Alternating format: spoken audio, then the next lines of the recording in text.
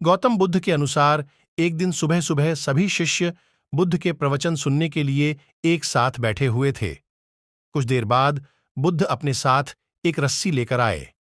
तथागत के हाथ में रस्सी देखकर सभी शिष्यों को हैरानी हुई। बुद्ध अपने आसन पर बैठे और उन्होंने रस्सी में एक के बाद एक 3 गांठ बांध दी। इसके बाद उन्होंने शिष्यों से पूछा कि क्या ये वही रस्सी है गांठ बांधने से पहले थी।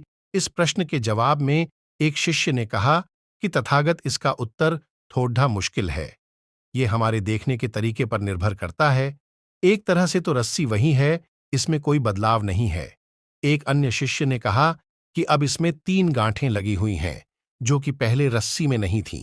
इसे बदला हुआ भी कह सकते हैं। कुछ शिष्यों ने कहा कि वास्तव में मूल रूप से रस्सी वही है, लेकिन बदली हुई दिख है, लेकिन इसका मूल स्वरूप बदला नहीं है।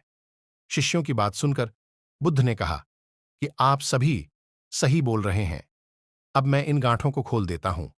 ये बोलकर बुद्ध रस्सी के दोनों सिरों को खींचने लगे। बुद्ध ने पूछा कि क्या इस प्रकार रस्सी की गांठें खुल जाएंगी? सभी शिष्यों ने कहा कि नहीं, ऐसा करने से तो गांठें और ज्यादा कस जाएंगी, इन्हें खोलना और मुश्किल हो जाएगा। बुद्ध ने कहा कि ठीक है, अब एक अंतिम प्रश्न, इन गांठों को खोलने के लिए हमें क्या करना होगा? शिष्यों ने कहा कि हमें इन गांठों को ध्यान से देखना होगा, जिससे हम जान सकें कि इन्हें कैसे लगाया गया है। इसके बाद हम गांठें आसानी से खोल सकते हैं। बुद्ध इस जवाब से संतुष्ट हो गए और उन्होंने कहा कि ये सही बात है। हम परेशानियों में फंसे रहते हैं और बिना कारण जाने ही उनका हल खोजने लगते हैं, जबकि हमें पहले समस्याओं के मूल को समझना चाहिए।